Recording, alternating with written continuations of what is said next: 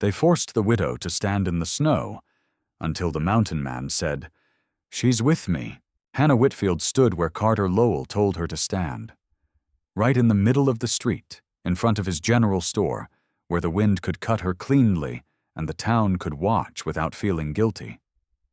Snow fell hard enough to sting. Her thin black mourning dress clung at the seams, already damp at the hem, and her breath came out in tight white bursts she refused to hide. Carter leaned in the doorway behind her, warm lantern light framing him like he owned the weather itself, his gloves spotless, his voice smooth. "You don't have to suffer," he said, loud enough for everyone to hear. "Step inside. Say yes."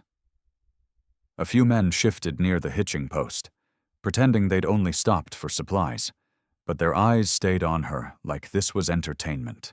Deputy Grant Hale stood off to the side with his arms folded, telling himself it wasn't punishment, just pressure, because that lie made him feel like a decent man. Hannah kept her hands at her sides. She wouldn't cross her arms to look smaller. She wouldn't beg for a coat. She wouldn't give Carter the satisfaction of seeing her barter pride for warmth. The cruel part wasn't the snow. It was the certainty in Carter's face, the way he spoke like the whole town already agreed that a widow should be traded into safety before winter decided for her. "A forge needs a man," someone muttered, not quite a whisper. "A widow needs protection," another answered, as if protection was the same thing as ownership. Hannah's jaw tightened until it ached. She remembered firelight, iron, the weight of a hammer in her palm, work that had never asked her permission to be strong. Carter stepped forward a half pace, just enough to invade her space without touching her. "You can be sensible," he said softly now, the kindness gone thin at the edges. "Or you can freeze for your pride." Hannah lifted her chin and looked past him to the faces gathered in the snow. "I'm not refusing sense," she said, voice quiet but steady. "I'm refusing you." The street went still for a heartbeat. Then the cold returned twice as sharp. Carter's smile hardened.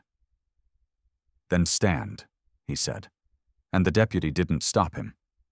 Wind shoved snow sideways, burying footprints as fast as they formed, and Hannah realized the town wasn't waiting for her to decide. They were waiting for her to break. That was when the sound changed. Not laughter, not whispers. Heavy boots, slow, steady. Coming from the northern trail like a man who didn't care who was watching. Heads turned first, then bodies. A tall figure emerged through the white curtain. Fur-lined coat crusted with snow, beard dark and frosted, rifle strapped across his back like it belonged there, not like a threat, and eyes the color of winter stone. Silas Boone walked straight into the center of the street and stopped beside Hannah without asking permission, close enough that the wind hit him first. Carter's polite voice rose again, sharper this time. "This is town business." Silas looked at Hannah, then at the deputy, then at Carter, as if weighing the ugliness like a man weighs a trap. He spoke once, low, calm, final. "She's with me." And for the first time all morning, the town didn't know what to do next. Snow pressed harder against the street, but the silence pressed harder still. Carter Lowell stepped fully off the porch now, boots sinking into the drift as if he meant to reclaim ground that had shifted beneath him. "With you?" he repeated, a thin smile pulling at his mouth. "On what understanding?" Silas did not move from Hannah's side. He didn't touch her, didn't look at her as if to ask permission. He simply stood, broad shoulders catching the worst of the wind. "Mine," he said. The word was not loud, but it carried. A murmur rippled through the crowd. Curiosity first, then something closer to unease. Deputy Grant straightened slightly, uncertain whether to intervene or retreat. Carter's eyes flicked between them, calculating. "If that's a claim," he said carefully, "then make it plain." Are you proposing marriage? The question landed sharp, meant to corner them both at once. A few men leaned in. A widow couldn't belong to two possibilities at the same time. The town liked its order clean.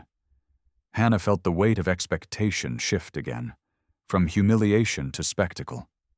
She did not step away from Silas, but she did not lean into him either. She would not become something transferred between men.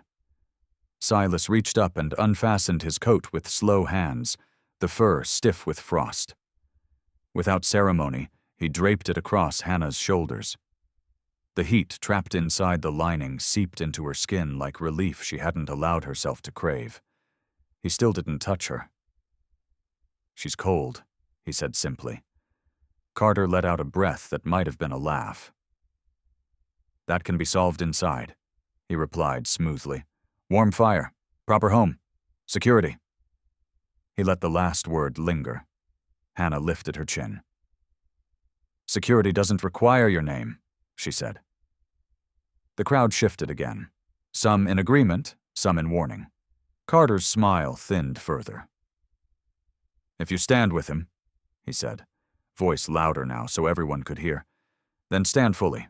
No half measures. Marry tonight. Before witnesses. Before dark." The challenge cut through the storm like a blade. Snow gathered along Silas's beard, melting slowly into dark strands. He did not answer at once. The waiting unsettled Carter more than refusal. "Is that what you want?" Hannah asked quietly, turning her head just enough to see him. His eyes met hers, steady and unreadable. "I want you out of this," he said. "Not romance, not promise, just removal from cruelty." Carter seized on the hesitation. "If there's no wedding by nightfall," he called, raising his voice to the street, "the forge transfers under lien, widow or not." The word line moved through the crowd like a cold wind of its own. Property, control, leverage. Hannah felt the choice narrowing, not between two men, but between ownership and survival. Snow fell thicker, swallowing footprints as fast as they were made. Silas turned his gaze back to Carter.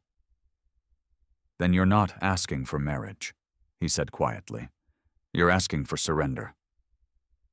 Carter's jaw tightened, but he didn't deny it. And as daylight began to dim too early beneath the storm, everyone understood the clock had started. The crowd did not disperse. It thinned into smaller clusters, conversations tightening like knots in rope. Snow layered the street in white silence, but the threat of nightfall was louder than any argument. Silas stepped away from the center and walked toward the edge of town without looking back to see if Hannah followed. She did. The wind pushed at them both, erasing their footprints almost as soon as they formed. When they reached the shadow of the livery barn, he stopped. "You don't owe me anything," he said first, before she could speak.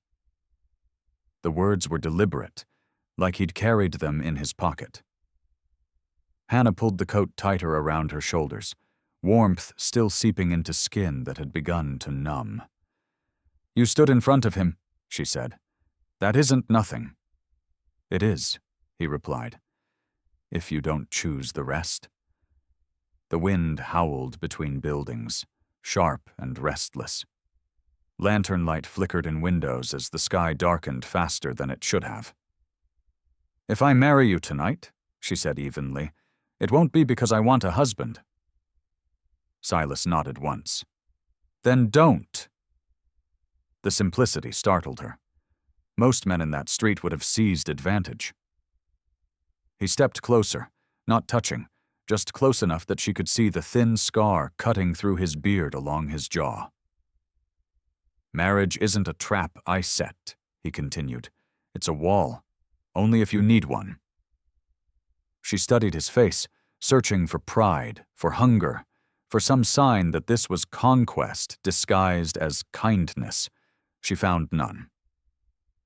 "And if I refuse both of you?" she asked. "Carter transfers the forge by nightfall. he said. Paper moves faster than snow. The truth of it did not wound. It steadied her. In the distance, the store bell rang sharply, Carter calling the deputy back inside. Preparations already underway. He wants the forge, she said, the realization tightening into certainty. He wants the land behind it, Silas corrected quietly. The creek line. The detail hit harder than the insult. This had never been about her safety. It had been about expansion. You knew, she said. I've watched him measure that street for years.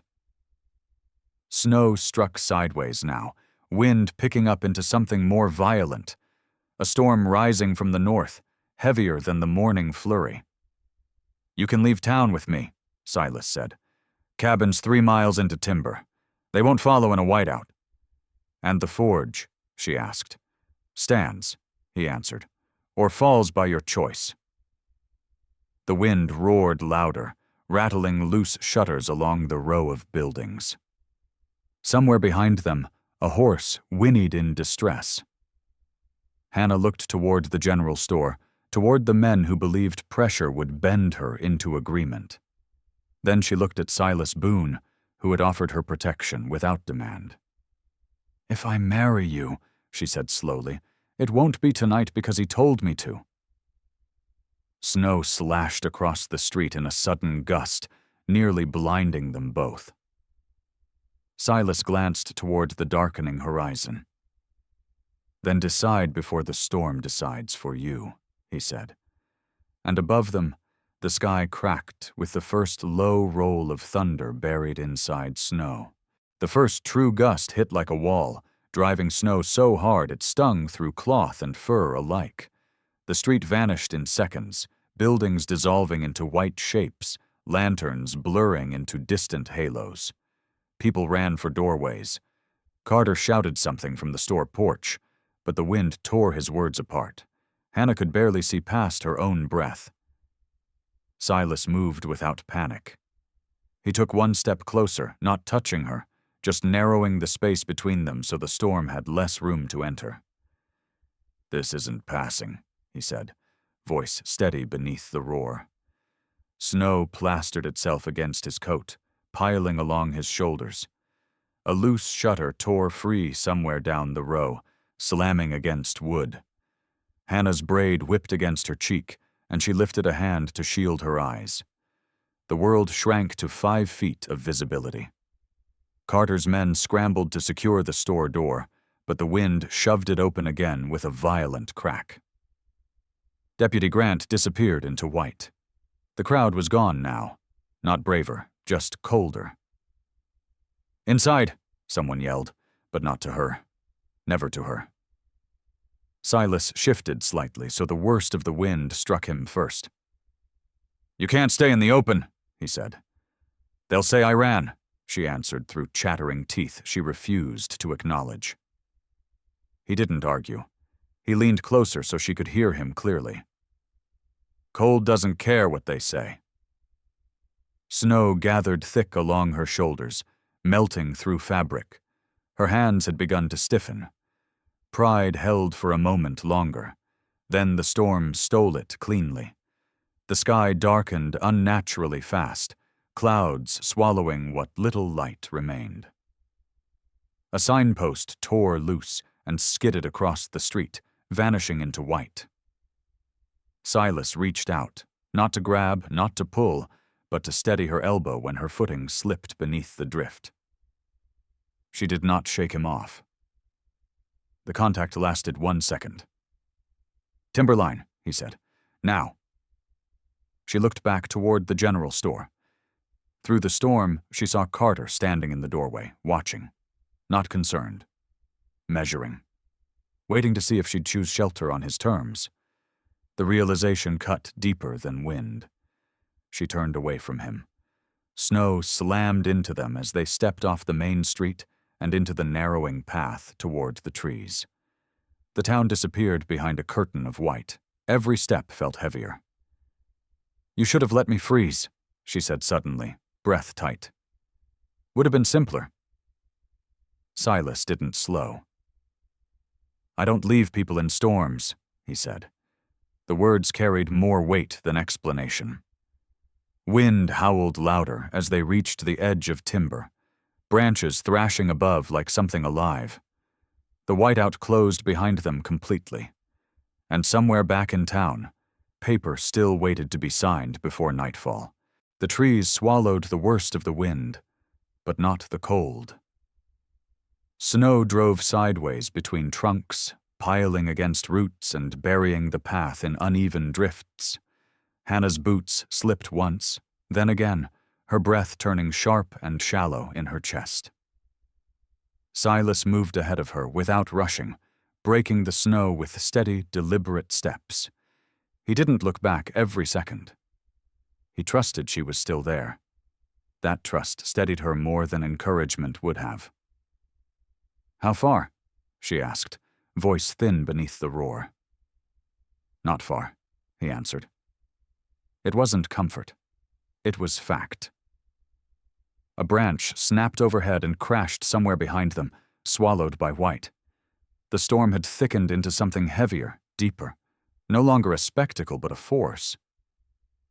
Hannah's fingers had begun to lose sensation. She flexed them inside the borrowed coat, refusing to admit the tremor spreading up her arms. "You can turn back," she said. "They'd take you in." Silas stopped abruptly, turning just enough that she had to face him. Snow clung to his beard, ice gathering at the edges. "I don't turn back in storms," he said. It wasn't stubbornness. It was memory. She saw it then. Not fear, not hesitation, but something older in his eyes. He resumed walking. The cabin appeared only when they were nearly upon it. A low structure half hidden beneath snow, roof weighted but intact.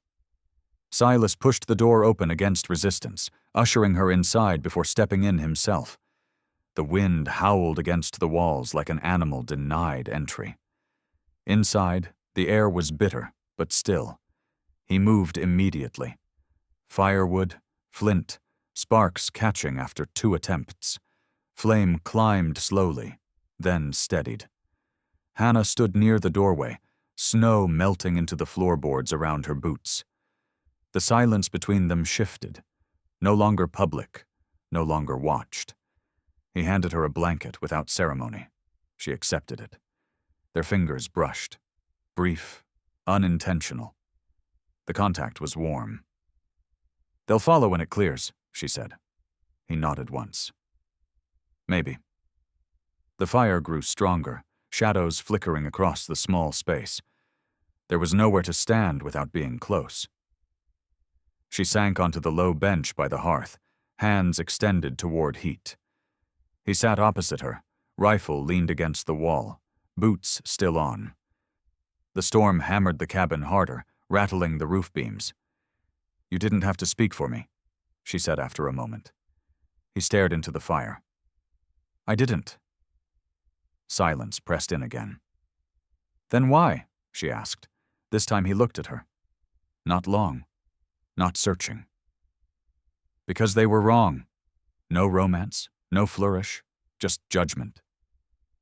The wind screamed outside, shaking the walls violently enough that dust fell from the rafters. Hannah wrapped the blanket tighter around her shoulders. "If the roof goes," she said quietly, "we'll both freeze." Silas didn't look at the door. "It won't." The certainty in his voice was the only still thing in the room, and outside, the storm deepened into something that felt less like weather and more like a test. The storm did not weaken with darkness. It sharpened.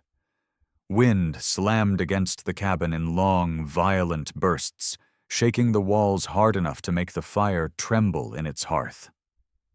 Snow hissed across the roof like sand thrown by unseen hands. Hannah sat wrapped in the blanket, close enough to the flames to feel heat, far enough not to burn. Silas had fed the fire twice already, movements efficient, measured, conserving wood as if he knew exactly how long the night intended to last. "You've seen worse," she said, watching him. It wasn't admiration. It was assessment. He crouched near the hearth, pushing a log deeper into flame.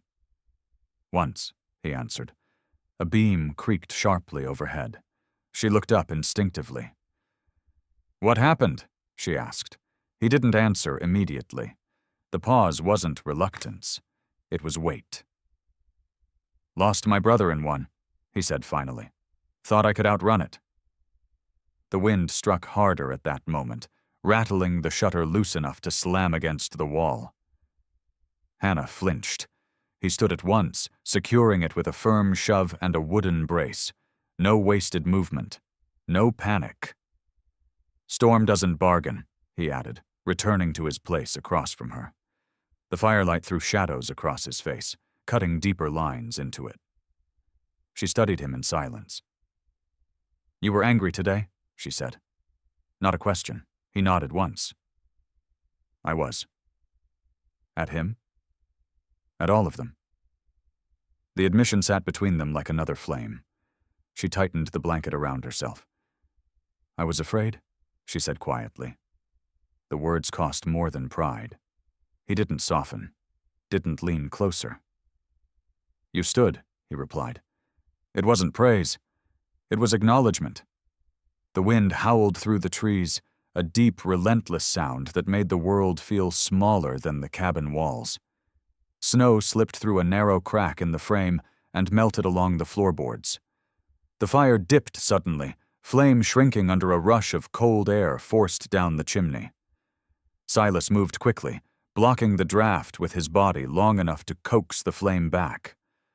For a moment they were closer than before, heat against cold, breath visible in shared space. She felt the strength in him not as possession, but as barrier. "If I marry you," she said quietly, eyes fixed on the fire, "it won't be because I need saving." He met her gaze across the flicker. "It won't be because I want saving either," he answered. Another violent gust struck the roof, and snow slid down in a heavy cascade, thudding against the walls. The cabin held. Barely. Hannah let out a breath she hadn't realized she'd been holding. "If this doesn't pass by morning," she said, "Carter signs the paper." Silas leaned back slightly, steady even now. "Then we walk back before he does." The fire steadied again, flames rising taller. Outside, the storm raged like it intended to test more than timber. And in the narrow space between wind and warmth, something stronger than fear began to settle. The storm did not end all at once. It exhausted itself. By dawn, the wind had dropped to a low, restless murmur, and the world outside the cabin lay buried under a thick, blinding sheet of white. Silas opened the door slowly, shoulder braced against the weight of drifted snow. Light spilled in, pale, sharp, almost unreal. Trees stood frozen and bowed, their branches heavy and brittle. The path back to town no longer existed. Hannah stepped beside him, boots sinking deep the moment she crossed the threshold. The cold was still fierce, but it no longer attacked. It waited. She pulled the coat tighter around her shoulders, though it no longer felt borrowed. "He'll move fast," she said, eyes fixed toward where the town should be. He was ready before the storm. Silas studied the sky, gauging distance and depth by instinct. "Paper needs witnesses," he said. "Storm scattered them." She looked at him, understanding what he meant. Carter's strength had always depended on a crowd. Silence weakened him. They began the walk without another word. Snow reached nearly to their knees in places, each step deliberate, breath steady. The storm had erased tracks, arguments, humiliation, everything except memory. Halfway down the ridge, Hannah slipped once, the crust beneath her boot giving way unexpectedly. Silas caught her arm firmly, pulling her upright before she fell. The contact lasted longer than necessary, his grip warm and certain. She didn't pull away. Not immediately.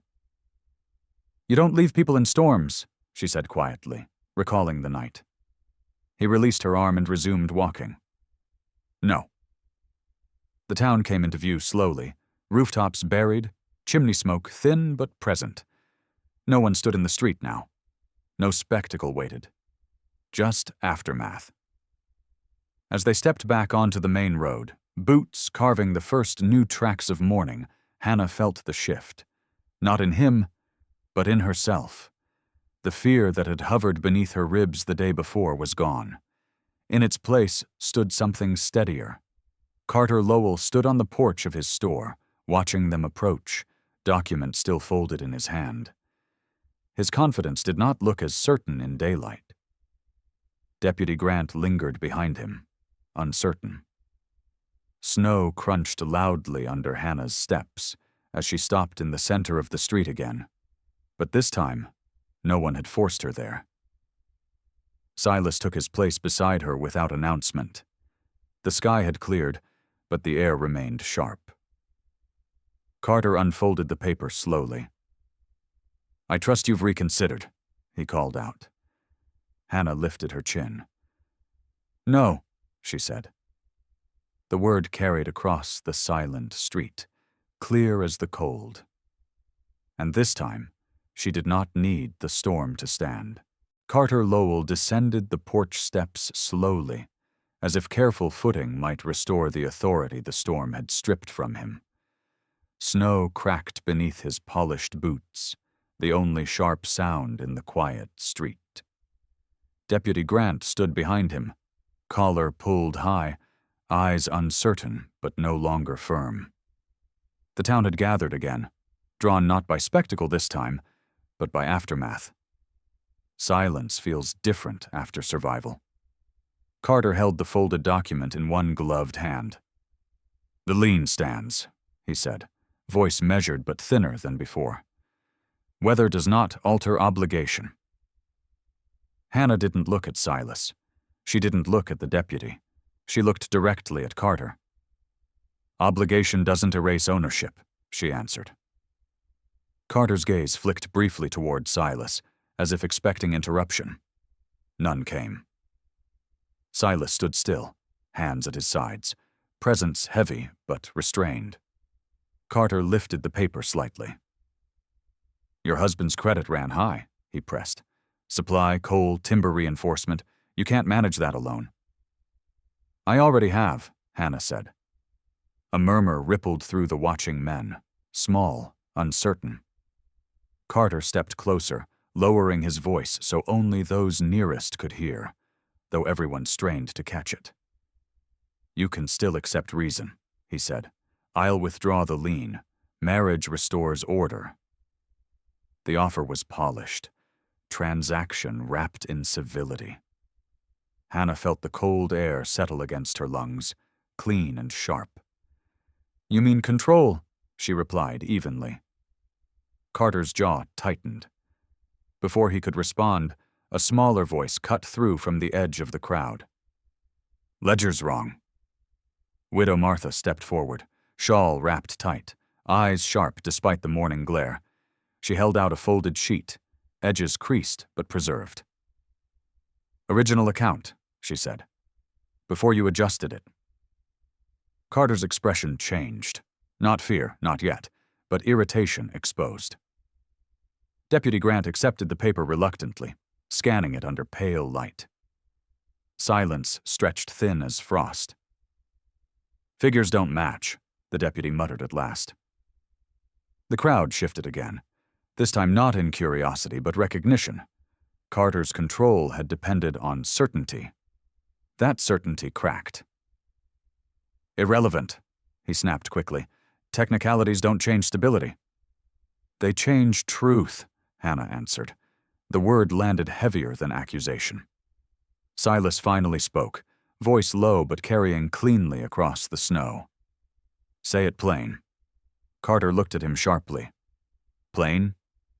You want the forge? Silas finished. The simplicity stripped the room of pretense.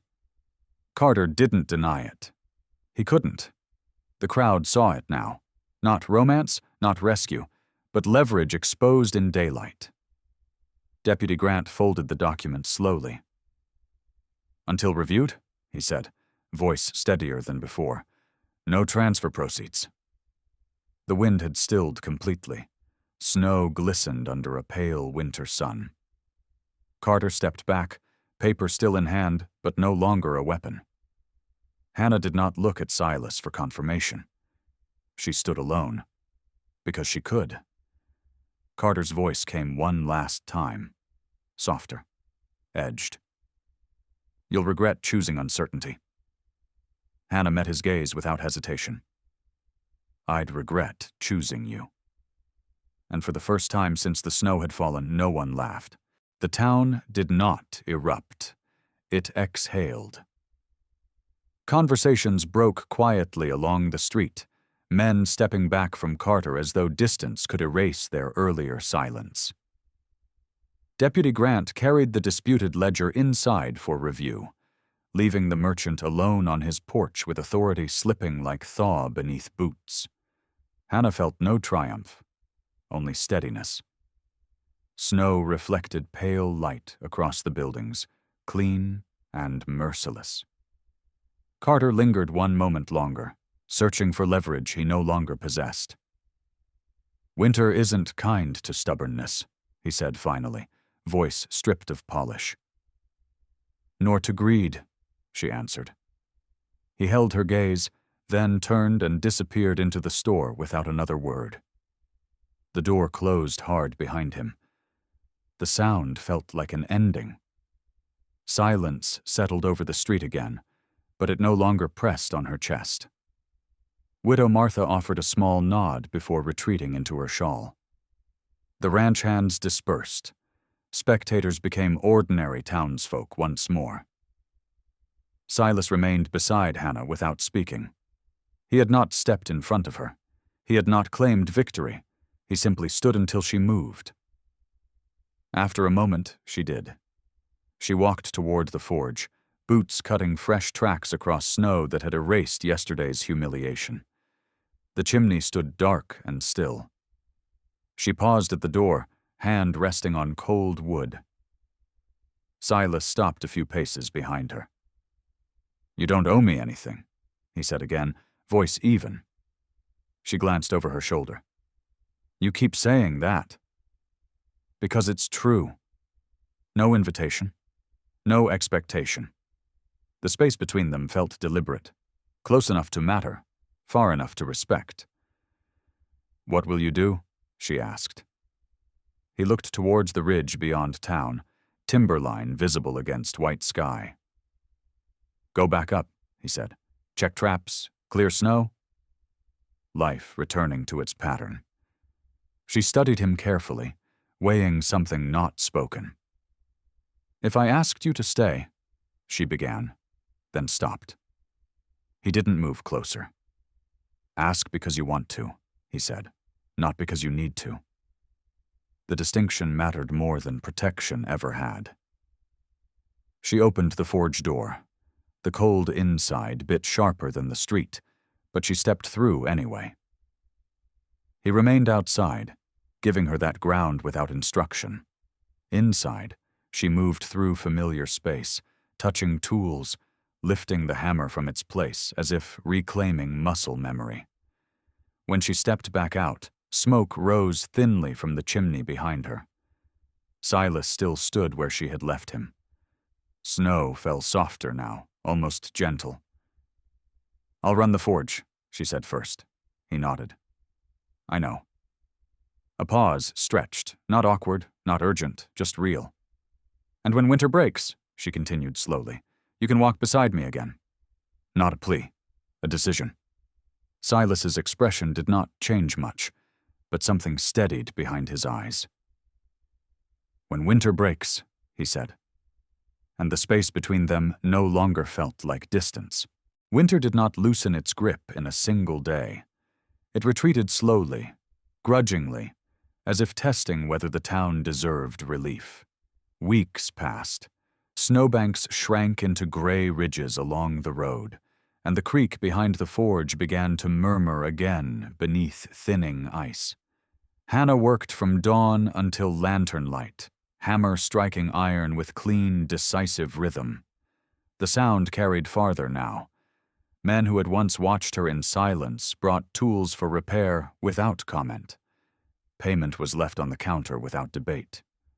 No one mentioned the storm. No one mentioned the square. But memory lingered in the way they looked at her, no longer as something to arrange, but something to respect. Silas came and went during those weeks without announcement. He cleared snow from the forge roof once without being asked. He repaired a warped hinge on the door. He never stepped inside unless invited. He never spoke of marriage again. The town noticed that, too. One afternoon, as meltwater ran in thin streams along the road, Hannah found him stacking timber near the edge of the yard. He worked with quiet focus, sleeves rolled despite the lingering chill. She watched him for a moment before speaking. "You said when winter breaks," she called. He set the timber down carefully before turning toward her. "It's breaking," he answered. The air felt different now, lighter, though still sharp. She stepped closer, boots no longer sinking deep into drifts. "I won't trade my forge," she said. "Not for comfort, not for protection." He nodded once. "I wouldn't ask you to." She held his gaze steadily. "But I won't walk alone either." The words hung there, clear and unadorned. He did not rush to fill the silence. "Then don't," he said simply. "No grand declaration, no flourish, just acceptance." The creek behind them cracked loudly as ice split under thaw. Hannah drew in a slow breath. "If you stand beside me," she continued, "it will be because I chose you, not because I needed you." The faintest shift moved through his expression, not surprise, not triumph, just understanding. "And if I stand," he replied, "it will be because you asked." Snow slid from the forge roof in a final heavy sheet, striking the ground with a wet thud, winter letting go. Hannah extended her hand, not timid, not urgent. He looked at it for only a second before taking it in his own. The contact was firm, deliberate, equal. The town would gather in spring. There would be no spectacle this time, no storm forcing decisions, just witnesses to a choice made in daylight. As the last crust of snow softened beneath their boots, Hannah realized something simple and unshakable. She had stood in the snow alone once. She would not stand alone again. If you were standing alone in the snow, would someone step forward for you? Or would you stand anyway? If you enjoy powerful frontier stories about dignity, strength, and earned love, subscribe Native American Tales for more emotional Western tales.